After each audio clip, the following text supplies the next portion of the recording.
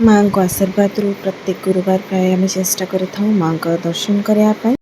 आज हूँ षोलपूजार तृतीय दिन। कटक चंडी माँ आज भुवनेश्वरी बेश।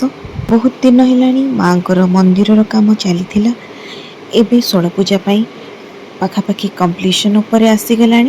किछिटा उपर उपर प्राय कंप्लीट हो गला। भितर किसी जिनस बाकी अच्छी भी माँ कटक चंडी मंदिर रूपटी एकदम बदली जाइए। तो भाविली आपण मानक सहित से नुआ रूपटा टिके शेयर करदेवी। लियान जो भी मंदिर जाए से मंदिर उपर रिसर्च काम आरंभ कर दिए। माँ को मंदिर रे बहुत किछि नुआ हो जाइए। तो से सब जिनस लियान को बहुत आग्रह जेहेतु से तार सबू टिकिनिकी करी ऑब्जर्व करुଥାଏ। मंदिर भितर को तो कैमरा नेबा अलाउ न थाए से मु भाविली बाहर टिके आपण मानक सहित वीडियो शेयर करदेवी। माँ को आशीर्वाद समस्त रही था। समस्त मंगल हो।